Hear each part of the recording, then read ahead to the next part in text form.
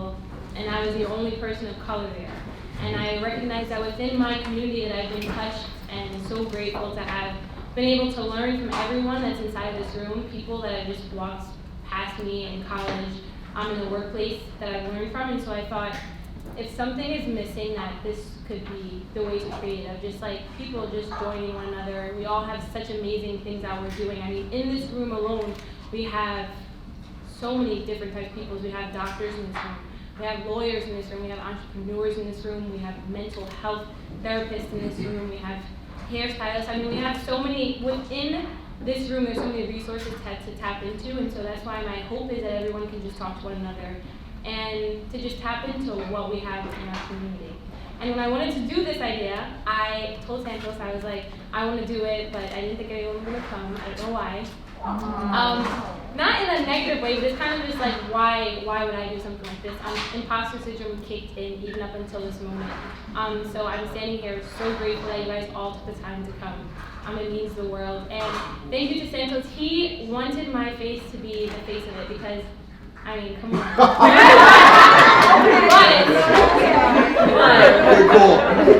But this event, honestly, like, he's undermining the work that he did for this. I mean, every single detail that you guys see here, he planned it, because I am more of like the, oh my God, I want to do this, and then I just sit back, watch Netflix, but he's like, no, we have to actually make this happen. I mean, I forgot to pick my suit up for this event, that he had to go to a clothes cleaners to pick up today, okay? So I want to just thank him publicly for all the work that he's done for this. I couldn't have made it happen without him, and for all of you guys coming. So, look at all this power color that we have up here. Yes. You look good. So, all the people that are sitting on this panel, I asked them if they could do it, and a lot of them didn't even know what I was doing, and they all said yes. So, I'm grateful that they all were just like, I texted all of them like, can you do this? Yeah, sure, just let me know the details, and they all showed up for me, so I'm grateful for that. So I want everyone to just introduce themselves, and don't be humble. Please share with everyone all the accomplishments that you guys have. Don't forget to turn off the mics when you're done using it. Don't forget to turn off the mics when you're done using it. I guess I'll start. My name is Dawn Jones. I am a broker, owner of Top Rated Realty. I've been in the real estate industry for 18 years. Wow. And since 2015, I went out and opened my own office. Woo! Yes. Woo! And I've been successful in the business for the last 6 years on my own, overall a total of 18 years. I do have my degree in business as well. How many states? Oh yes, I'm also licensed in New Jersey, currently working on Georgia and That's Florida. right. And she's thick.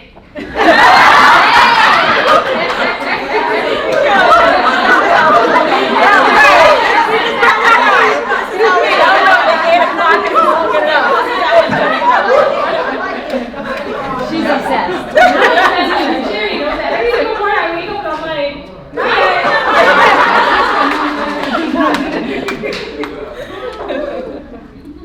Good evening, everyone. I wanted to meet this evening. I want to say thank you for having me in Aliyah and Santos. This is a great opportunity for all of us, and for you to just take a leap of faith and to start it. You guys are going to be amazing with what comes next. So thank you for having me. My name is Ubuntu J. Sanchez, and I'm a fashion designer. I'm an entrepreneur. I'm a new author. My book's coming out at the end of the year. So I quit my job in 2016 to run my company full time. It's called Garçon Couture. Wow. I'm a fashion designer. That's right. Aliyah is one of mine. That's my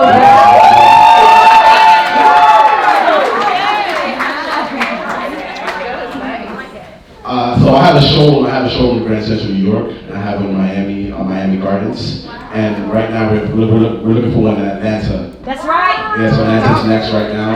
And I've done over 400 plus weddings. I've dressed like Omari Hardwick, Joel Embiid, Rotimi, Caleb McLaughlin.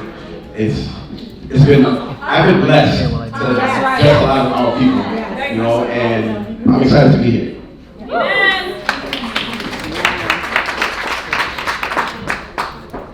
Good evening, everyone. My name is Carrie Sajor. Just echoing what you just said, I'm Aliyah and Santos for inviting me on this panel. I grew up with Aliyah, going to the same church, and she's gonna tell y'all, so I'm gonna tell you first. She hated me. I was trying to say it first.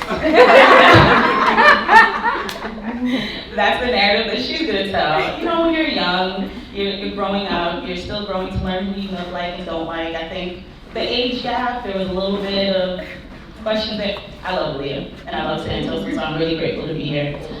I am a senior staff therapist at a private practice here in New York, currently remote.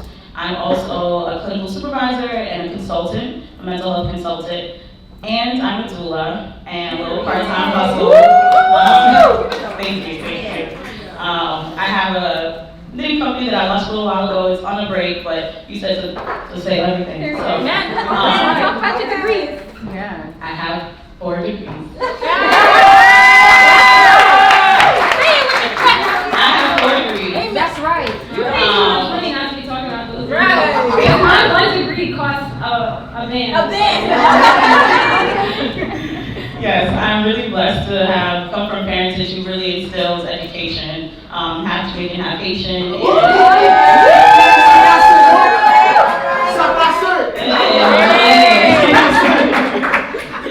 So education is very large. So education has been a key factor in getting me to where I am. But you know, we'll talk more about ourselves. But I'm really honored to be here. Thank you. Hello. Hi everyone. My name is Cassandra Pinchro.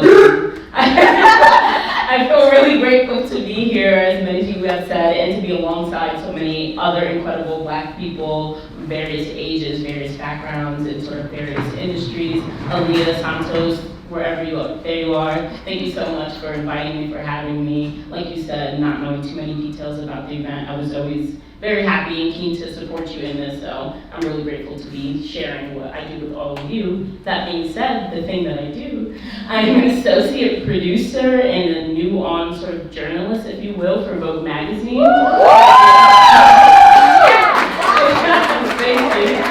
Thank you. Yes, so a lot like Aliyah said, and I'm notoriously always in very white spaces, and I know what that's like to feel very outcasted, or to feel very just on your own on a long island, or just having a lot of ideas and feeling unheard. So this is a great opportunity for somebody to see what can be done, what it looks like to be in those spaces and still authentically be yourself. That's right. Aliyah and I went to school together. I actually don't know if we met at that time because her and Santos will tell you, I actually knew Santos a little bit longer because he was there while I was there, but I spent half of my time abroad, which I'm sure we'll get into a little bit. And then the other half that I was on the ground in New York, I was in New York City volunteering, interning, working, making sure I left with that salary, that everything. That's right. Check.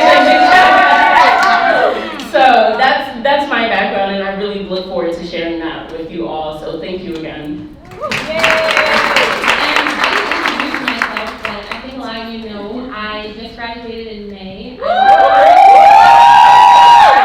I'm working on my master's because my grandma made me get one.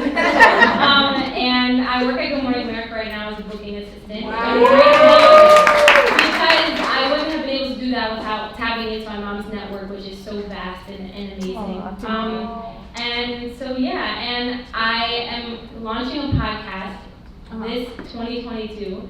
And the people that I have gotten to say that they would do my podcast, I'm surprised. I didn't even think that they would respond to me, but they did. So I'm happy to share that. And Aja and I, who's right there, we're doing a YouTube channel called My Lemonade is Bitter. And the point of that name is that her and I were in high school together. We were friends in 10th grade. If you guys see Aja,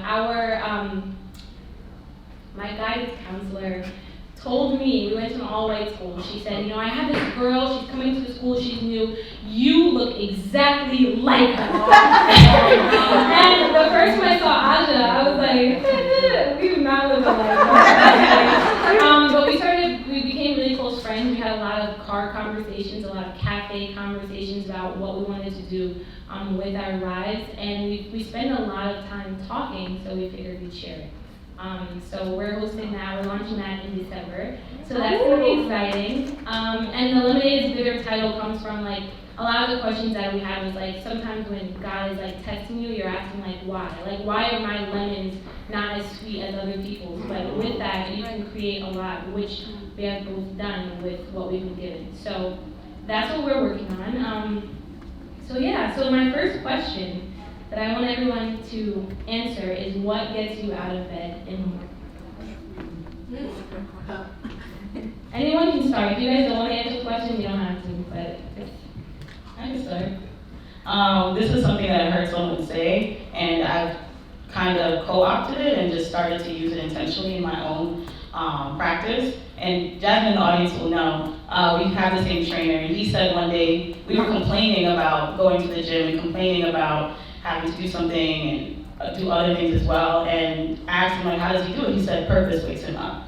Period. Purpose is what gets him out of the morning, getting him out of bed and up in the morning. And so I've intentionally, since he told me that, been using that every day of like my purpose, which is to reduce stigma around mental health. My purpose, which is to mentor Black and brown kids. My purpose is to live the life I was created to live, and to always bring others with me. So that's what brings me always to me up in the morning. Woo! I'll go. So we've all experienced COVID and the pandemic and what it's done to us and our close ones. And you have to just appreciate life, because life is precious. So I was born in Honduras. I'm Garifuna, that's our culture. We're Afro-Caribbean and Arab Indian, right? I came to the country when I was about 6 or 7 years old. And as crazy as America is, America was better than where I came from. And my parents put up a lot in order to be where I'm at today. A lot of sacrifices, we dealt with poverty. And I refuse to let anything slow me down, because there's so much opportunity that's been put in my lap. And then look at it, you write down the pros and cons, and you weigh the differences of all the things that we have going for us, each and every one of you, compared to the cons. The pros are going to be so heavy compared to the cons, right? So not comparing yourself to things you see on social media, right? Not comparing yourself to the person who's next to you, keeping your mental health intact, and just appreciating life, because life is precious and tomorrow is never promised. Amen. Woo! Love that. I can go. I actually love this question because I tweeted this morning that my Twitter's a dangerous space. I delete because I believe in growth. But this morning I tweeted that I wake up every day with so much ambition and go to bed with so much nihilism. And for you that don't know what nihilism is, it's just the idea that nothing is real and nothing matters. And I just as I'm hearing all of you speak and just thinking about that question as it got to my turn, I feel like the reason that I'm waking up with so much ambition is because I'm not having the thing that you were saying, imposter syndrome, and reminding myself that even if we don't know greater answers to anything, there's a reason that I do feel greater ambition when I wake up and start my day, or when I start a new month, or when I start a new project. It's the same level of excitement and knowing that there's no reason that I have to be doing it, but merely because I want to, and because it feeds me, and because it's a thing that I can share with the world. And somewhere out there, a lot of you even, I haven't met so many of you in person, but I know you, and I can come up to you and say your names, or I know what you do, and I keep up to people. So I think having a human connection, as just for doing what I do and being able to share that and people recognizing that, is the reason why I wake up and keep doing what I do, and then I tweet to get the feelings of My handle is, it's just my name now since I got my job, so people can easily It's just Cassandra Pintro, but feel free to get that afterwards if you dare. Okay, so what motivates me, along with what everybody already said, everybody's not on the wake-up call the next day. So the fact that you had the ability to open your eyes is a blessing in itself, and a reason to motivate you. And that should never be taken for granted. As a real estate broker, it's more than enough people in my community, same color as me, that's not creating generational wealth through real estate. So that motivates me to teach others that look like me to achieve those goals that a lot of other cultures have been achieving. Yes. Woo! Woo! Woo! Woo! Yo, real estate bully, follow on Instagram. In no time. Yes. So my next question is, what does fulfillment look like to you? Do you feel like you're fulfilled, and like what's your process in terms of feeling fulfilled? I can.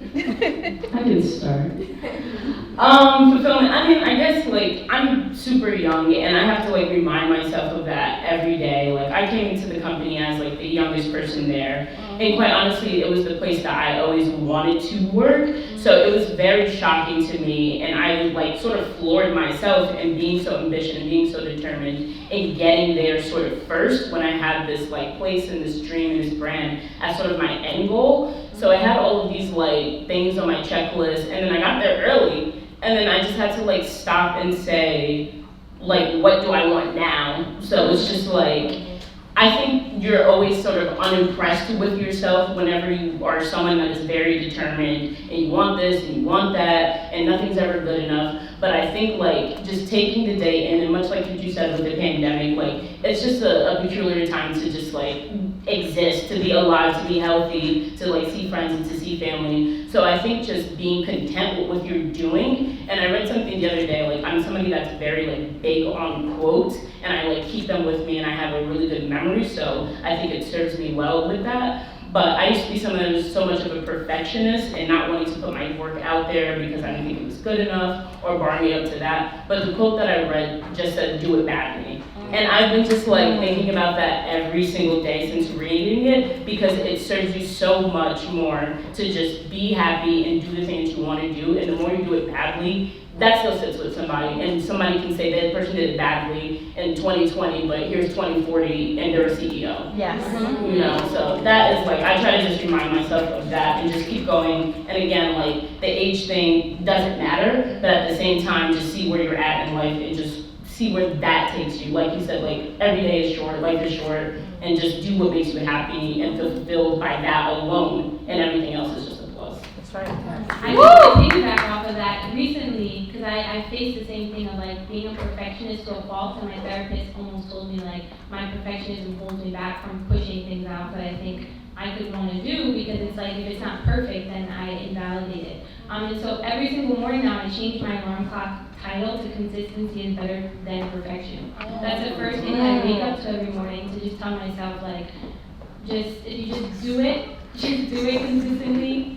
You know, like it's better than just like having it perfect, because nothing is perfect, and even something like this event that I was so stressed about, like it's not perfect, but it's perfect for me right now. So.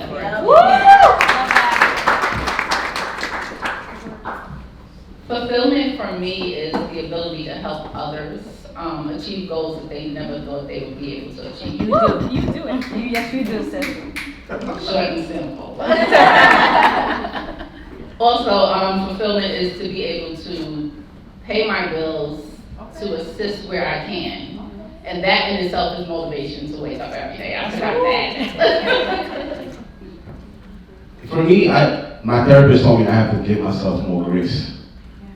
Give myself more grace, because I think sometimes we become, perfectionists, like Aliyah said, and sometimes that holds us down. So I've been just learning to give myself more grace and start telling myself I should be doing more.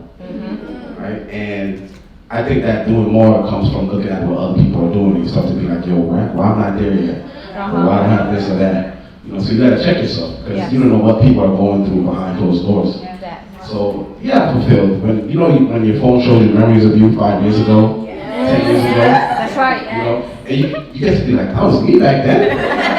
And we have to really keep count of all of the growth that we've had within ourselves. A lot of the we're exposed to so much, but we grow so much mentally. And just being able to tap into day-to-day experiences, all of that is connected to fulfillment.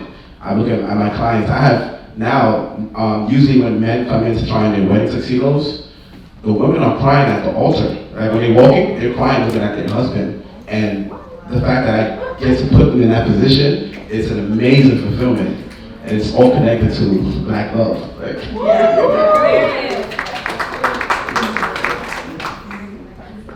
Okay, so first I just want to say, couple people already mentioned they have therapists, and as a therapist who got into the field of mental health because I felt like there was not enough representation for myself and other Black people, it just really, I could cry, honestly. And it just makes me feel like the field is moving in a direction that I always envisioned it would. And so Aliyah, thank you for putting this together again, seriously. So what fulfills me is being able to support others in their goals. Anytime Aliyah hits me with something, I'm like, I'm going to support you.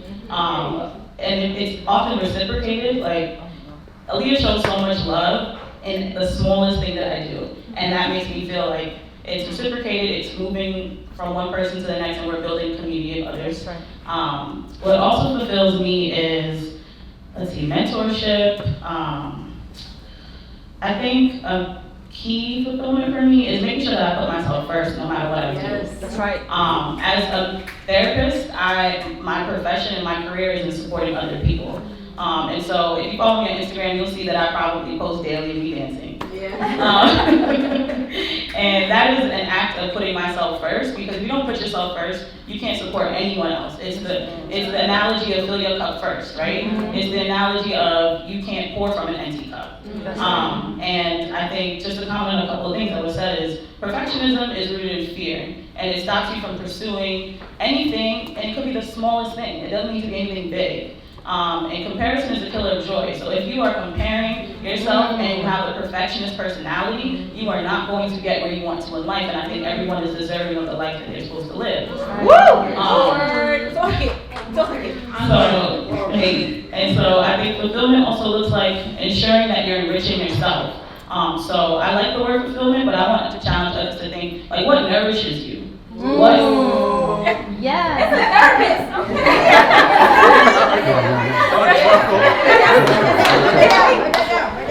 And so what nourishes me is working out, dancing on my Instagram, ensuring that I eat a healthy meal, being there for my loved ones, pursuing a life that allows me to financially provide for my family and put my family in a place of generational wealth. And it's to be in community with others, other Black people, other Black phenomenal speakers, other Black phenomenal business owners. And so all of that nourishes me and makes me feel fulfilled. Oh, wow. I don't understand why therapy is only 45 minutes, but we don't have to talk about that. As soon as I really start talking to my therapist, she's like, it's time. We will talk about next week. Is this time next week good for you? Okay, thank you. All right, bye. They have boundaries. Thank you. Aliyah texted me, she said, why is the therapy 2 hours?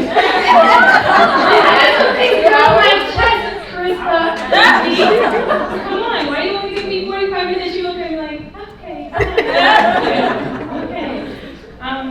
But yes, piggybacking on what everyone says, what I think I like to just acknowledge is the fact that everyone that's sitting up here that is talking, what they are actionable, and everything that they say that they do.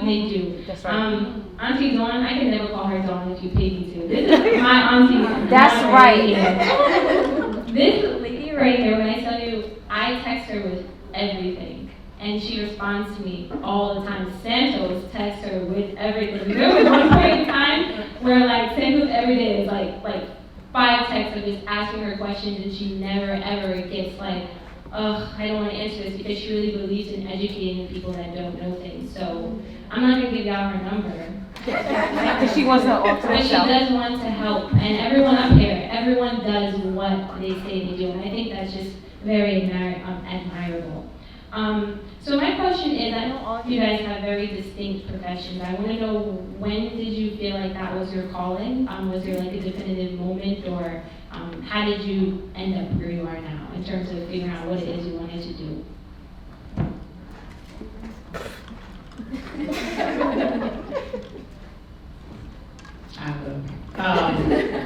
So, this is off the cuff, because I didn't really prepare to answer these questions. I would say that mine was a slow build. I think if I look and reflect back on where I've been in my life, it kind of naturally worked itself out this way. I was originally going to become an obstetrician and work with expecting parents, right? So I studied pre-med in college, and I had an a major in psychology. So I was always studying psychology, always interested in the mind, body, and soul connection. What was it? Physics and chemistry. Those were not for me. They were not for me. But psychology still piqued my interest, so I took that and continued to study it into graduate school and at Columbia doing mental health and psychological counseling. That's right, say that, Columbia.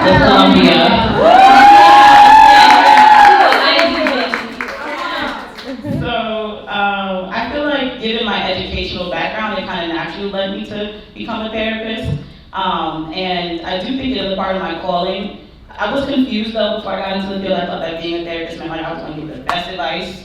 And I do think I sometimes give good advice. But I truly believe that Aliyah cut it out. She texted me gems that make my chest like tight after. I don't want to talk about she didn't want to settle and stuff. She's a therapist. She doesn't. Jasmine knows, 'cause I know we in Cheyenne, I'm carrying, I'm sorry, with our, we texting her, because my therapist only gave me 45 minutes. I think that, you're a clown. I think that supporting people to getting them to live the most authentic life is what once I started to do my clinical training, is what I realized that I'm very passionate about. So whatever it is that you want to do, whatever the barriers are in the way, I sit with you to encourage you to move past those barriers. So I do think it's my calling, but also, as I think a lot of us here on the panel are called to do many things. And so that's also going back to the question I posed for everyone is around like what nourishes you, because I don't think any one person's calling is one thing. It could look like many different things. And so that's why I like being on panels talking, because I feel like it builds community. It allows people to understand what therapy is and who looks like a therapist. And That's right. You know, the representation and breaking the barriers of that down. So definitely calling. I think there's many calling, so. Woo!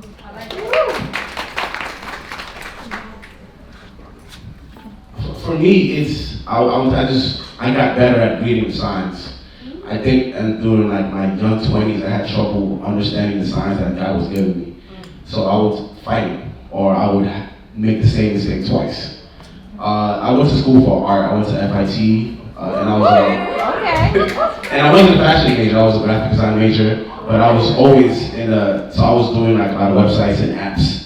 But I was always in the fashion department. I would dabble in the fashion department. Then I did like a street brand. I was making hats and hoodies, but I was always wearing sweats. But I didn't align with my brand, my personal brand. And I always asked God, like, yo, am I here to do art? Am I here to do fashion? Am I here to do art? Or am I here to do fashion? When I was graphic designing, I freelanced for, I was lead designer for Vibe magazine. And then I started freelancing I was at ESPN, I was at CNN, at Scholastic. I was like the lead designer for them. And I quit my job in 2016. I was UX UI designer for Skanska, which is a construction company. And the reason why I quit it was because Gospel Soul had launched, but it just wasn't really doing any type of revenue because I was working 9 to 5, right? And I was exhausted coming home, like just drained. And I'm like, how can I be able to take the leap of faith? You know, that's right. You start to ask, like, is it, should I really trust myself? Mm-hmm. Am I good enough to do it? I don't know. This is not perfect enough. I don't know. But I quit in March, and fast forward, I found the office. I was looking for offices all over Manhattan because location is key if you want to come get a suit or a coat. And I'm like, you know what? Let me take this leap of faith. Me and my business partner, he lives in Atlanta now, but he used to live in Miami. And he was working a full-time job, and I'm like, one of us have to quit. Because in order for people to come to us one-on-one, they have to come to a location that's safe and that's easy to get to. So I found the office in Manhattan, I negotiated the deal, and I was paying the monthly rent. It was monthly, so they don't do that in Manhattan, but I was able to swindle my way to pay the rent month by month for 6 months. And when I knew it was a calling for me was when we had a client called Caleb McLaughlin. This was 2017. He's Lucas from Stranger Things. Yeah, but he was also from the New Edition story. Yes. So he got best dressed in the Emmys. He was dressed next to his castmates, and he was running Ross Couture, and they had like Prada and Gucci and Louis Vuitton, and they walked up straight to him. And this is like on national TV and Emmys. Whoa. And they were like, "What do you wear?" And he was like, "Oh, Garçon Couture."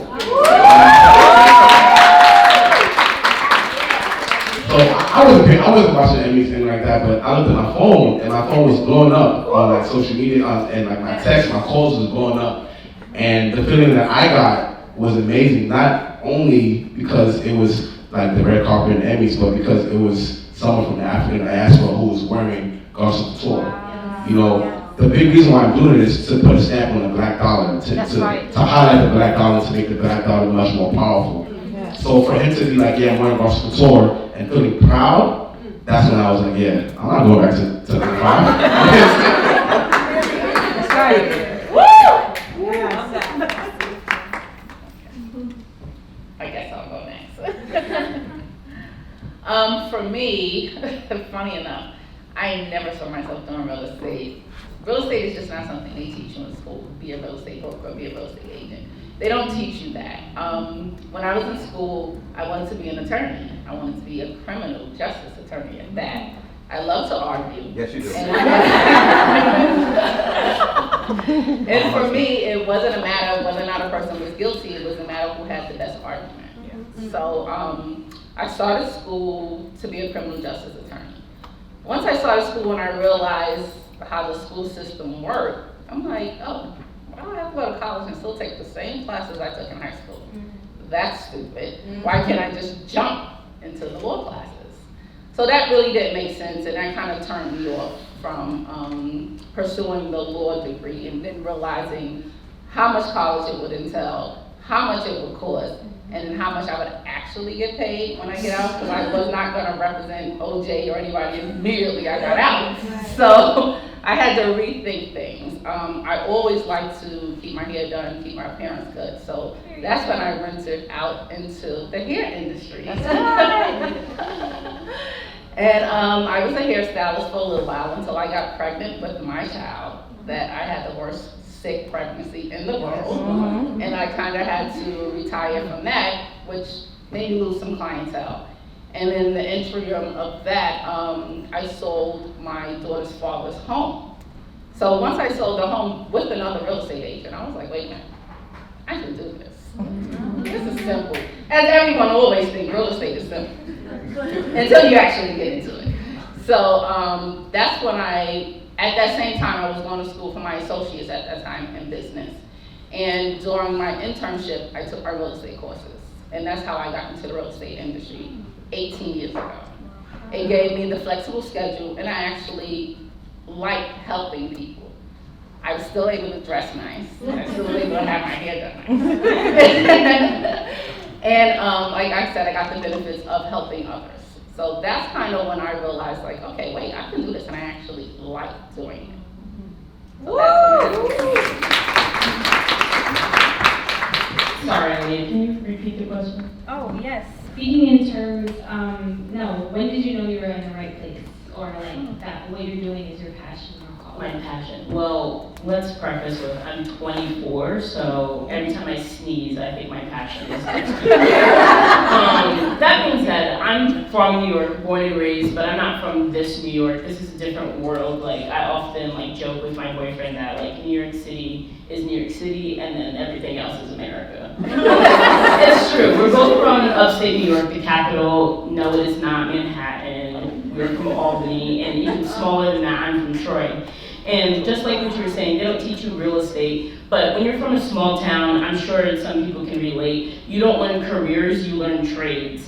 So I think my passion, back to even your earlier question, always came out of the things that I didn't see and didn't have, and I saw these things existing, so I'm just thinking in my head, like, okay, like, how do I go from this to that?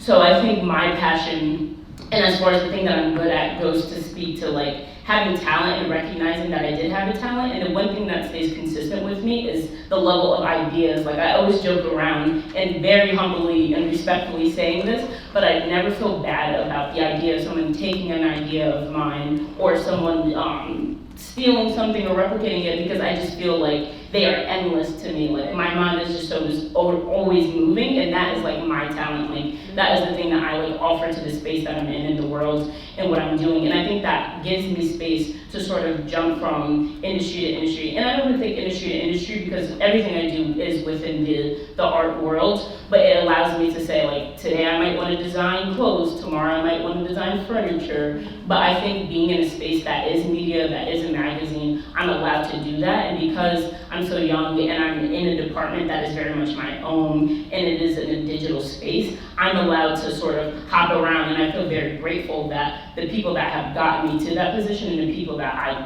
choose to talk to on a daily basis really do encourage me to go along with those things. Like I haven't traditionally written or written anywhere before Vogue magazine, but this year I interviewed Serena Williams for the Women's you know, and then like I can go home and just like say that to my mom, you know, she might not know what Vogue magazine truly means or what looking at Anna Wintour staring at me in the office means or who that even is, but she knows who Serena Williams is, you know. There's just, I always try to find a level of something somebody can connect to, and I think the more that I'm doing that, the more I'm finding my passion. But it is definitely something I still have to think about, and being so young, climate change is real, okay? I don't know how long any of this is going to exist. A lot of things are changing. We don't know what one day looks like opposed to the next. So I think just having multiple interests, like you said, nobody's meant to do one thing. And if you do that one thing, it doesn't mean that you have one talent. So I think that is the thing that I try to just like appreciate about myself. But at the same time, I don't try to do everything. I try to find the top 2, the top 3, and really find my space and take a breath and park the car and sit there for a while. So I know recently, this is not a conversation that's been had before, but a lot of times people talk about finding your purpose, but a lot of people don't talk about how complex it may be to maintain that purpose, to keep it going, to stay on track when sometimes it doesn't seem feasible. So I want you guys to talk about what do you do to keep your aspirations and your purpose on track. What does that look like for you? Can you share any words of wisdom for people who maybe have found their purpose but are trying to figure out how to maintain that? For me personally, it's a couple of things. It's like it's staying in community first and foremost. I think it's very important that as you continue to grow into your profession, into your passions, that you stay within your community and as your community builds, like continue to bring people with you. What else helps me stay? Mentorship, so that also comes from community. I personally would not have been where I am without my mother, without my grandmother, without a college advisor when I transferred. So I went to 2 colleges and I transferred my sophomore year going into my junior year. And I had a psychology professor see me one day. I had taken a class or 2 of hers and she's like, "You're with the wrong advisor. Change your advisor. Come work under me." We did a research project together that spearheaded. I told you I was going to become an obstetrician first. She remembered that that was my original dream. She told me what a doula was, which is also what I do as a profession as well. And so she allowed for me to connect my interest in birth work and psychology. So mentorship is so key in being able to sustain within your passion. I also think you need to diversify your community. So have people where you can share your dreams, have people where you can share your fears, have people where you can who you can take criticism from very well, right? Like you know that their best intention is for you to reach whatever it is that you want to do and turn to them, so lean on them. I also think a mindset. It takes practice, right? We are our toughest critics. I like to say that you talk to yourself more than you talk to anybody, so you need to talk to yourself nice. And so it's important that the mindset that you have, and even on the days that you might not have that mindset, keep in mind that like you will get back there, right? So yes, I'm not perfect, but I'm progressing. So Aliyah doesn't know this, but we were in the bathroom, I overheard her talking about her imposter syndrome, and I was standing there and I was like, wow, like this is a phenomenal young woman who is putting on this amazing event for not herself, it's for others, and she still doubts herself. And so at times, we might slip into those moments, but here you are in front of everyone doing a phenomenal job. So community, mentorship, leaning on people that you can speak about your fears, speak about your dreams, and mindset. Definitely, you won't always have the mindset of every day, but reminding yourself that, you know, you can do it, and encouraging yourself and speaking to yourself, giving yourself grace, like you had said earlier. Woo! To piggyback everything you mentioned, accountability is important. I remember when I was younger, my mother used to be like, you and your little friends. She would be like, oh, don't hang out with him. And I'd be like, yo, but that's my friend. But she was always right at the end of the day. I always realized I was in a position where my parents knew who was good for me and who was not. So the same thing applies as we're adults, right? As we're growing, just look at who's around you. Look at when you're telling someone good news and see how they react. You know, so all these, look at the red flags, right? I've learned to just lean on my tribe. I have an elite, I think like my friends group are just amazing with like hands down, with my eyes closed. And it took a while for me to get to that level because it wasn't always like that. And even at where I'm at as a black man in America, I know who's here for me and I know who's not. So usually at the end of the year, I have to plan it soon. Me and my boys, there's probably 6 or 7 of us, we go and we write down all of our wins for the year, starting from every month, right? And we write it in a big piece of paper and then we share it, like, yo, I did this, I did that, A, B, C, D. And then once we all go, we then take like 10, 15 minutes and we write down what our goals are for next year. So it's more so of like what's that thing? Vision board. A vision board, right? But we're doing a vision board, but we're writing it, but we're also looking at what we've done throughout the year. You know, and then you get to look at all of the wins. So know that people are rooting for you. Like you'd be surprised how many people are cheering for you, how many people are here for you to see you win. You know, so always just keep that in mind. And for me, I listen to podcasts, I read books. And I'm just mindful of the music that I listen to and like the places that I go because I'm big on energy and chemistry. I'm big on just vibration. So just be mindful of that. When your body feels a little uncomfortable and you're in a place, listen to that. And just be mindful of like your surroundings because that means a lot. That's all.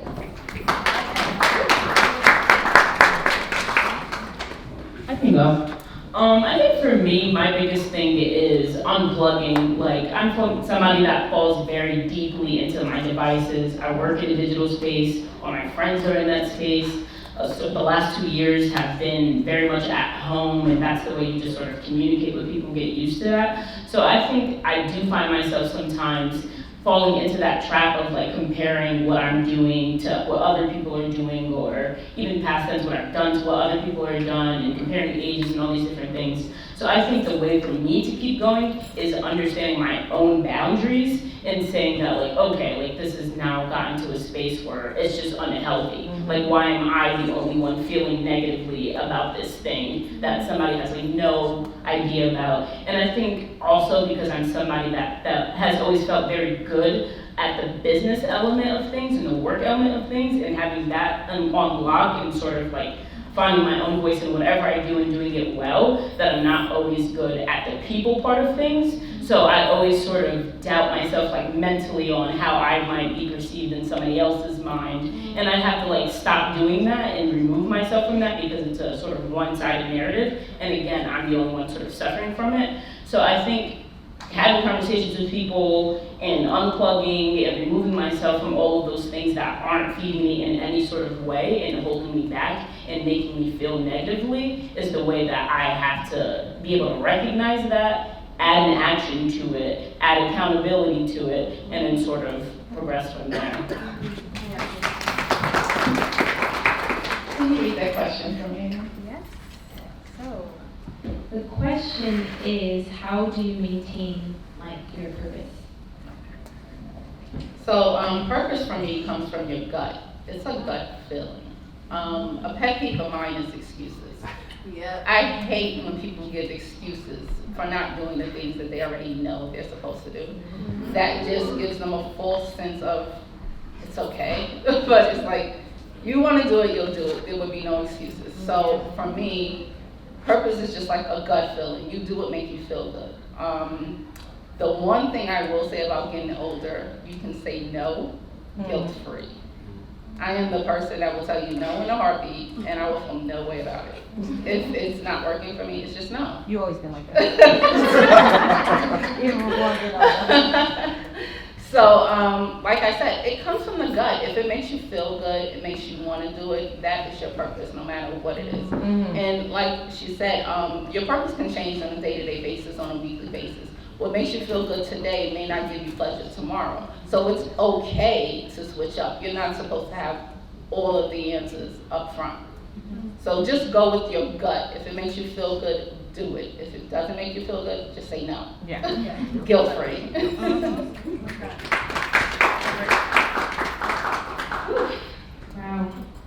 Wow, Auntie Dumpy jumping. Everyone drops gems. So I'm curious because so often there's two different types of people. There are people who fully lean into their community, or people who fully isolate themselves in order to attain the success that they want. So I want you guys to talk about which one did you hone into more, what was the benefits of it, what were the negatives, what would you have changed? Because I know personally, for a long time, my success was more like an isolated feeling, and now I feel like I've gotten to a certain point of security in myself that it's easier to tap into my community for some things. But I just want to know what your process was in case anyone feels like, should I be tapping into my community, should I be isolating myself, which one would make sense for them? I'll go. For me, it definitely depends on your community. So if you're surrounded by people that are negative, or they're not in a better position, or where you want to go in life, that's definitely not the community you want to tap into, because they can't lead you somewhere they've never been. So, run that back. They cannot lead you somewhere they have never been. So definitely, like you mentioned, your mother would say you and your little friends. So definitely make sure you have a community of people that are on the same page with growth. If they're not looking to grow, that's just not the community you want to share your dreams with. It's okay to be friends or associates with them, but you just don't share your dreams with them, because indirectly they can wish bad on you without even knowing. You do have people out there. Some of y'all know that.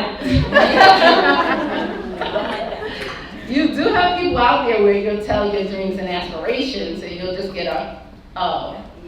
And then it makes you second guess yourself, like, well, damn, was that not a good idea?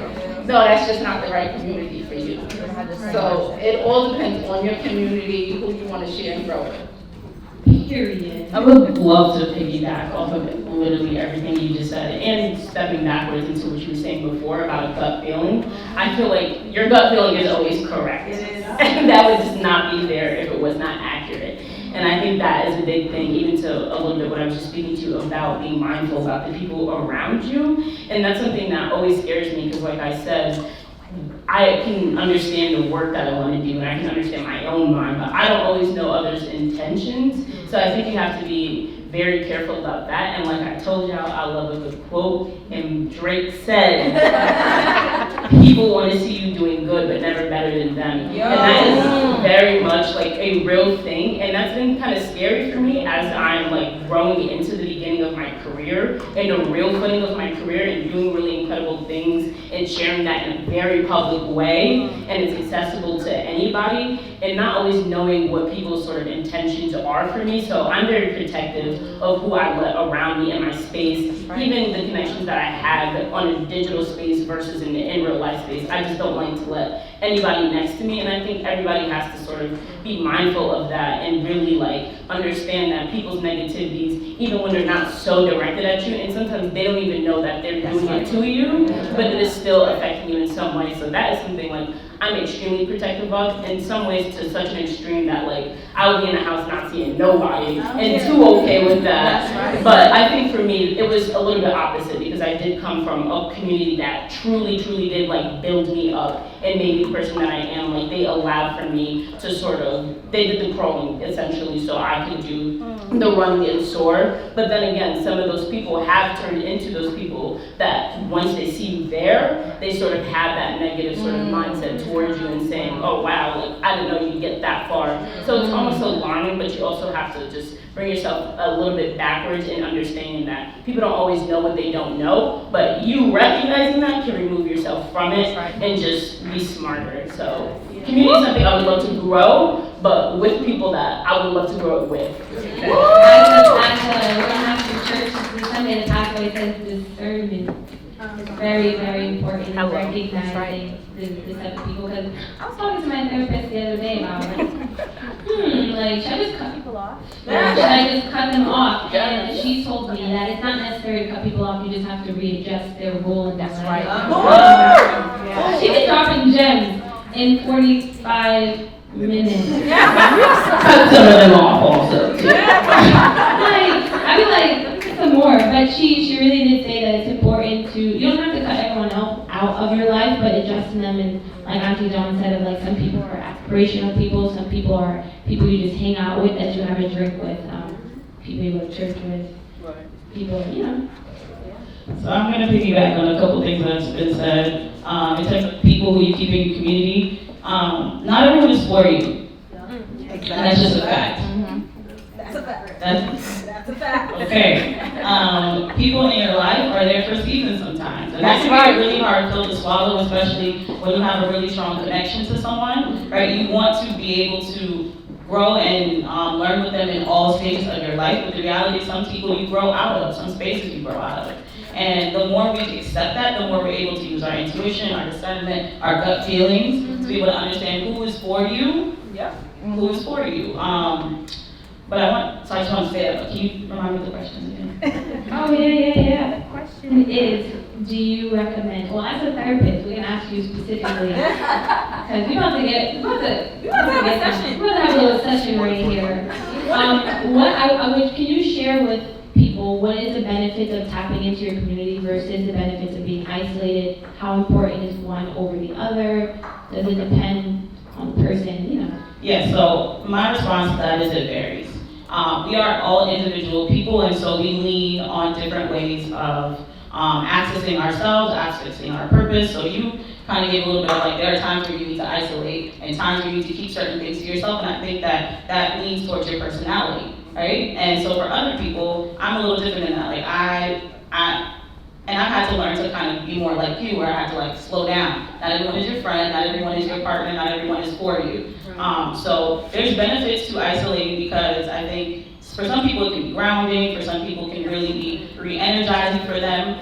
As someone who is more sociable and like really flourishes in community, I think there's benefits in that because there's power in numbers, right? Like the more you talk about what you do, the more people know you.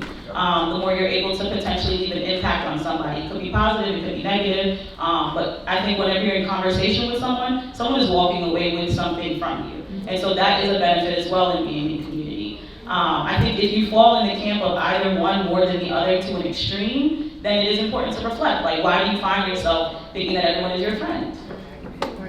Why do you find yourself in moments of isolation and feeling like no one is for you? And so it really is an individual thing. And wherever you lean more towards, it's important to find ways to kind of get a little bit more of a balance.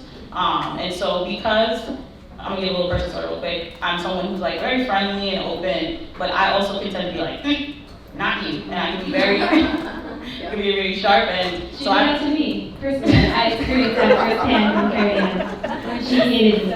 this story is so old. Get over it.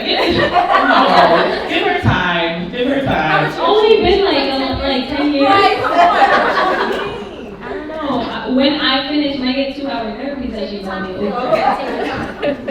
I bring up the dynamic of being very open and being friendly with people and then falling into the camp of like cutting people off or like being very standoffish because you have to learn for yourself who you are, right? And once you learn for yourself who you are, you're better able to be at ease with being sociable with people and be at ease and being okay with being like, that person is not for me. So I think there's pros and cons to both. My clinical advice would be, because I know this is what you asked me for, would be to reflect. If you find yourself in either camp more than the other, why is that? And where can you maybe shift? I like that. Woo! Give everyone your information, because I know people Literally. want to have you as a therapist, because. She's booked. Going back to boundaries, one of my best friends, my sister's in the audience, and she's correct, I am booked, but you can find me on Instagram. Waiting list. Say again? Waiting list. There is a wait list, yes. I'm on Psychology Today. My first name is Carrion, last name is Sejour. My professional page is Therapy in Motion NYC, and that's a spin-off of the fact that I'm always dancing, and I feel like emotions move through you, and if you move with them, they will move through you. And I work at a private practice called KIP, and 2022 is when I started my private practice. So, if you see me in the room, thank you. If you see me in the room, touch me, I'll need my website. Period. I just wanted to piggyback really quick because we were talking about community and like platonic relationships, but I wanted people to tap into how your partner can hinder or help you. That's a good question. Because I know from experience, like, I know oftentimes, like, I think about, like, the type of person that I wanted to be, and while I would have achieved that, I think that I am better being in a relationship because, like, Santos, to the nerve of me, holds me accountable for everything that I say I want to do, to the point where sometimes I don't even tell him what I want to do. Because I'd be like, oh, I'll just, you can make a small talk, like, oh yeah, I want to do this, and he's like, what are we doing? Give me a day, what time? What are we doing? And you said you wanted to do it, and I'm just like, can we go on to the next thing that I want to do? So I think that it can be important in, like, helping you progress yourself, but, can you guys talk about your experiences with partnership and how it's contributed to your growth? I would love to go. No, I say this to say, one, my boyfriend is here, and two, we recently had a double date with Santos and Aliyah. And it was great. No, it was great. I hadn't seen them in a long time. I talk about them all the time in our apartment. And their house that they own is actually in our hometown, so we have that to sort of talk about, and it's something we want to do. So again, that's back to the Real estate bullying made that happen. Oh, girl, That's right. Right here. I would be right in your DMs. But that was something to just bring space to, and we're all relatively the same age, and we spoke a lot about what that dynamic looks like. And she and my boyfriend were able to connect a lot on being that person that needs to be held accountable, but wanting to do it and having different ideas. And Santos and I connected a lot on being that person, holding that person accountable and saying, let's do it. But I think partnership is just something that, at least for me, like you were just saying, having a very isolated personality is something that deeply impacts the way I conduct my day-to-day. Because for the people that have no idea what it took for me to get the Serena Williams interview, this person sees me every single second of the day.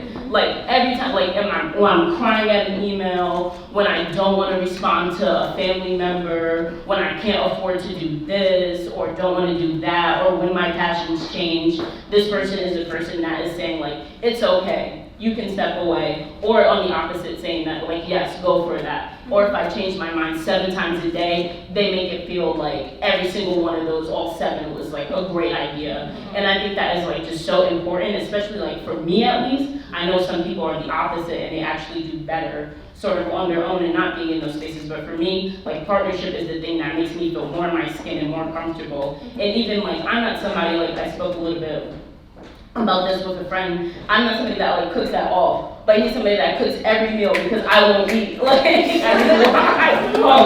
it's all of the things that counterbalance what I am not interested in or don't want to do or not finding time for myself, not because I can't, but because I don't want to. This person is picking up all of those pieces for me, and it literally, the end goal is so much nearer because of that. Woo!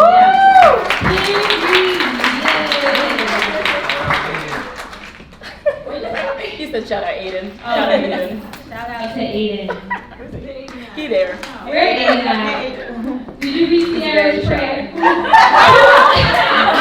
want to know his time relationship after the album came on was God, hey, haven't talked to you in a while, but I have to play it every night to go to bed. Play it every night. Dang, every night. So I'll share. I'm in a new relationship. And I've been feeling the most balanced in such a long time. Wow. So what she provides for me has been a lot of comfort, right? So I'm an entrepreneur and she's a VP at her company, you know, so she's like running stuff and I'm running stuff as well, but I've realized she catches things that I miss. And for me, I'm just embracing everything that we're learning from each other and we're bouncing ideas from each other. And she's not a stylist, but I consider her as a stylist because just her idea to look at small things and little details keeps me on my toes.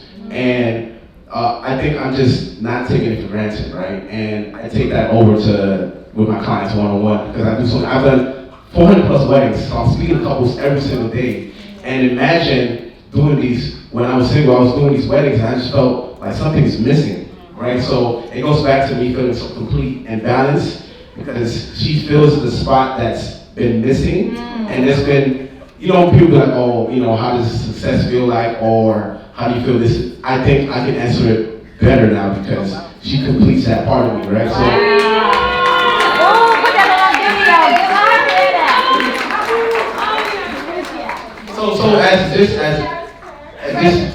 I'm just embracing every level that we're doing together. I think it's helped me a lot because imagine me being here now and her not being in my life. I think my answers would have been differently because there isn't anyone to hold me accountable for things that I'm missing.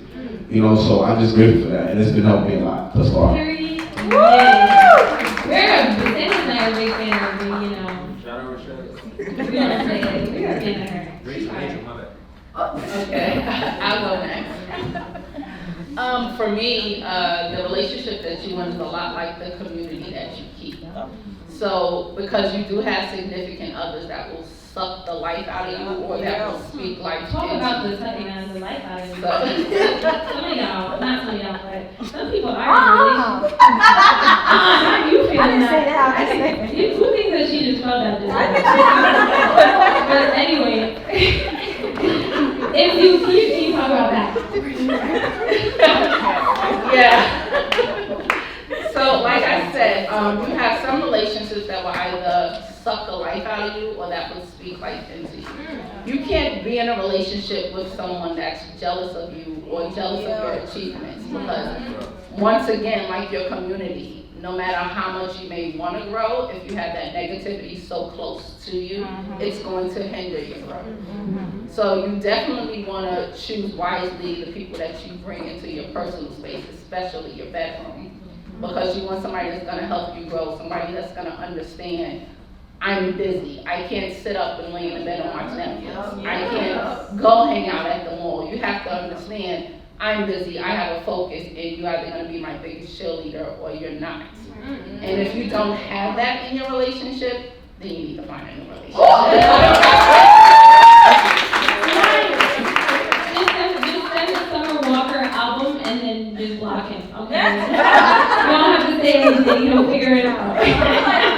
And I have to give a shout out to my husband because no matter how annoying he can be at sometimes, he is my biggest cheerleader.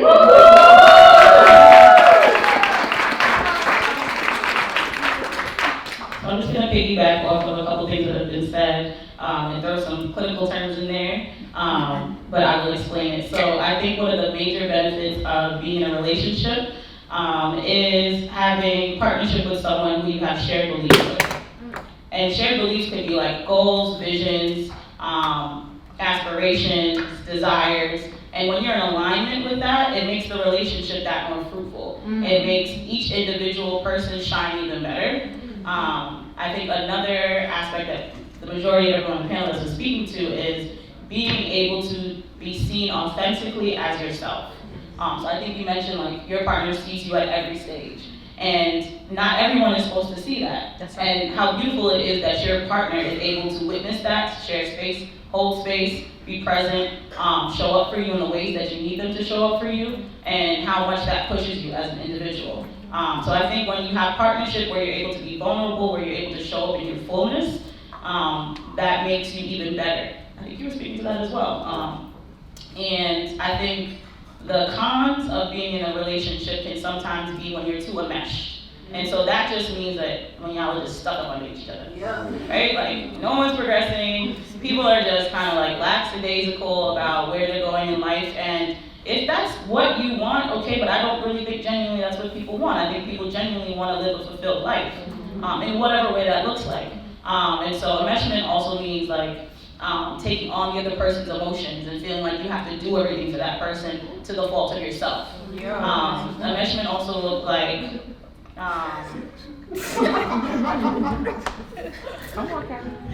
it also looks like You all in a session right Right.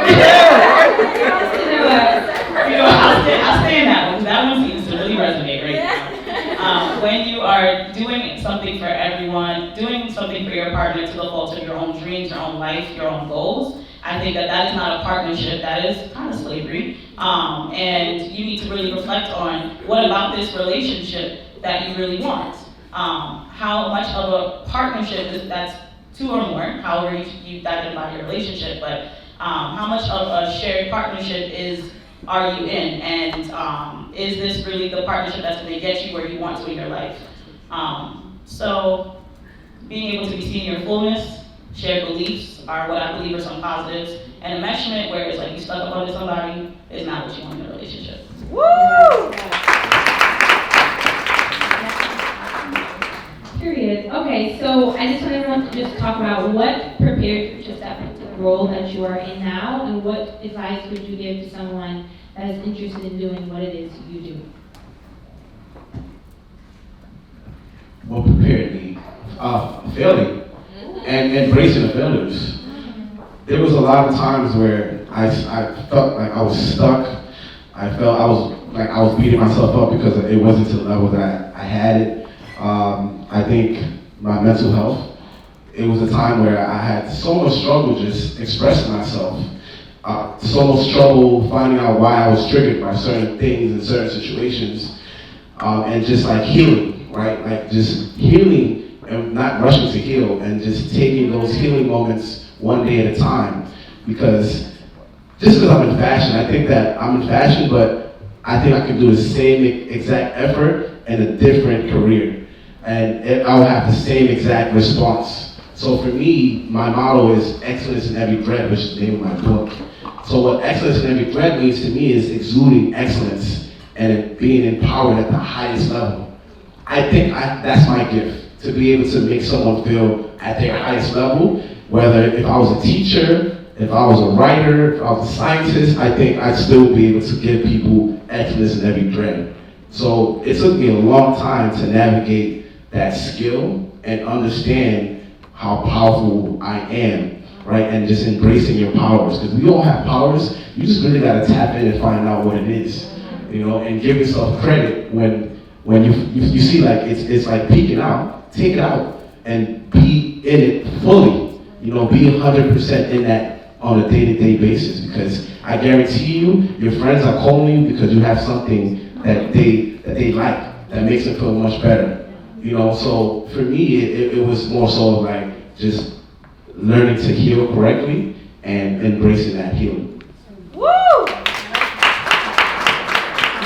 Going a little bit off that, I think for me, it's putting the work in. Like, nobody just ends up the person that they are, this bigger person, no matter your personal opinion about them or not, to a higher place just by like luck. And luck is one thing that has always made me feel very uncomfortable whenever people say, oh, you're so lucky, I can't believe that, what luck? Like, it's not luck for me, because I put in so much time, so much energy, so much tears, so much like sleep. Like, I remember, again, being from upstate, that's just 3 hours north of here, but I remember wanting to intern so badly, because for me, like, I had to have all those internships, I had to have all those volunteer hours, because that's what made sense in my mind to get me from like A to Z. And you know, without cutting corners. And I remember not being able to like afford that. I would take the bus at 4:30 a.m. from Albany to be at work, and I would be the first person there, and that looks great. But I also took the bus at 4:30 a.m. you know, and that's 3 hours that I was putting in each day, going back and forth and trying to look my best and trying to do good work, and I was able to do all of that. So whenever people say, how'd you get here? Or once you're there and people say, oh, here's my friend, my cousin, my sister, can you help them out? Like, my door, my line, my email, my phone, all those things are always open, because if I can ever remove any of the sort of like long calls or the worst parts of how I got to where I am from somebody, I will always try to do that. But at the same time, I always encourage people, if you want something, it doesn't happen on its own. You know, you have to, the work goes behind it, you know, that the biblical phrase even, I always love it, that faith without work is dead. Like, that's just a fact. Like, so I think for me, that is really my answer, is just putting the work in, and if you want something that is yours and yours alone, to go out and get it. That's right. Woo! For me, I would just say it's life. Remember, I thought I was going to be this big time criminal justice attorney and then a hairstylist, and I ended up as a real estate broker. A big time real estate broker, period. So it's just life, like you said, pay attention to the signs, tap into those signs, and that will lead you to where you want to be, and life will fulfill you. You just pay attention to that, and you'll be in the direction that you want to be. Woo! Aliyah, can you read the question one more time? Yes, what prepared you to step into the role that you're in now? I think simply for me it's mentorship. And I can't, like, it was the cross that I was dying on. Like, every step of the way I've been in my profession, from high school, from undergrad to graduate school, to being an intern, making no money as a therapist, getting those 3,000 hours they require for you to get, with making like 15 an hour, ridiculous. And then the license exam I took, failed it once, passed it the second time, and that was a reality check, because I often see myself as someone who succeeds on the first try, and so my mindset plummeted for a little bit. I had to really rebuild it up, and people who know me, I stayed inside, but I stayed connected. So that meant like I was going to the gym with my peoples, I was going to the gym with my peoples. If I was reaching out to other colleagues who already passed the exam, to be like, what is this like? Like, how can I get better at this? And so mentorship looks like a lot of different things, and I think for me, what has helped me prepare but also stay in this is mentorship and being open to that support. And it's individual. However you want to define it, whomever you lean on, make sure that you do the leaning and you define it for yourself so that you can get to the place, like I said, live the life live the life that you deserve to live. Woo! Well, I want to say thank you guys for sharing everything. I have one last question, because we talk a lot about success, maintaining it, but I want to know, what is something that each of you guys do to fully unplug from this like capitalistic idea of trying to have success, and what do you do to that humanizes you, and we're just on this earth just because? What do you do? 2 things. One, I take a vacation every 3 months without fail. Okay. Without fail, I take a vacation. It could be 2 days, it could be 1 day, it could be a week. I reckon this December it's gonna be a week. I'm so excited.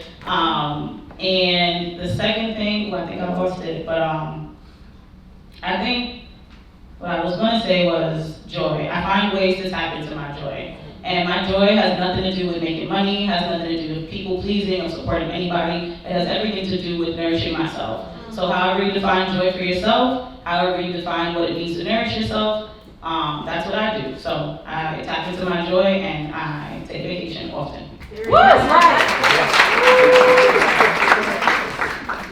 For me, I agree with the vacation part. I love a good vacation.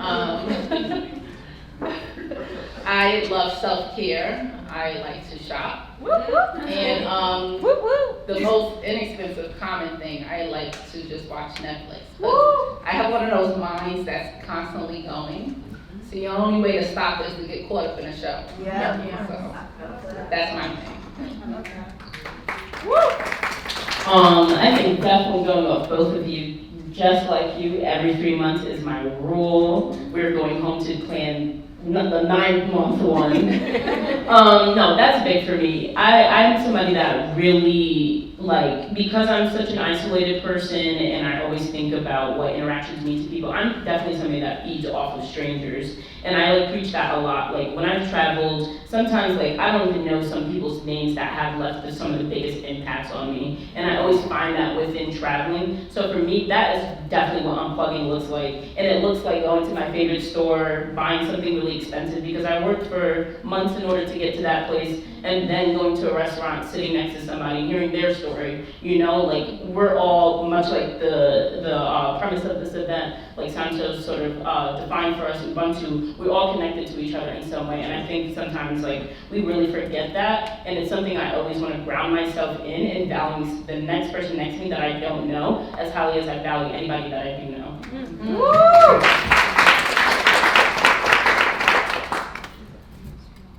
Mic check. So for me, like you guys mentioned travel. So travel is a big thing for me. I have a travel budget. And travel doesn't always have to be get on a plane. You can actually get on an Amtrak and go across country. You know, you can get on a bus and go to DC, go to Atlanta, but take advantage of traveling because traveling really opens your eyes up to so much. And that's like my life hack, just traveling the world. And another thing is, believe it or not, on Sundays, I don't do anything on Sundays. But I love Santos and Aliyah, so it was like a no-brainer, right? But Sundays, I'll be home and I'll just be on my couch and just watching sports or watching like Netflix. I just don't, that's like my rest day. I refuse to do anything. I told my assistant, don't ever put anything on my calendar on Sunday. I'm usually with family or with like in my house just doing nothing. Yeah. So that's mine. Thank you. Let's give the panelists a round of applause. I'm so grateful.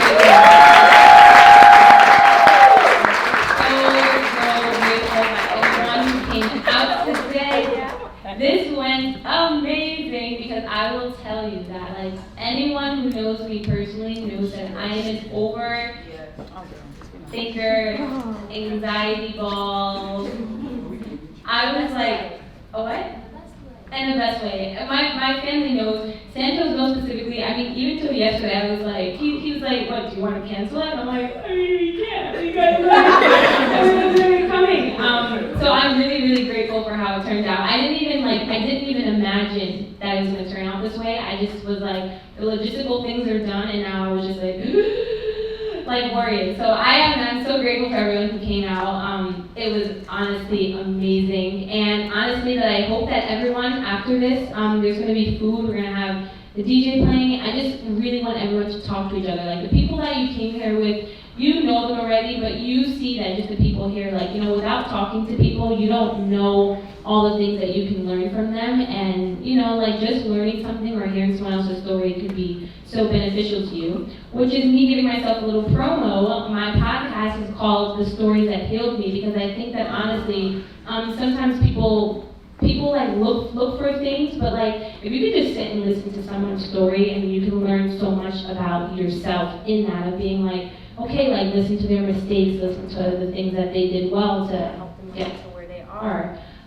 So I definitely would say, talk to someone that you did not come with.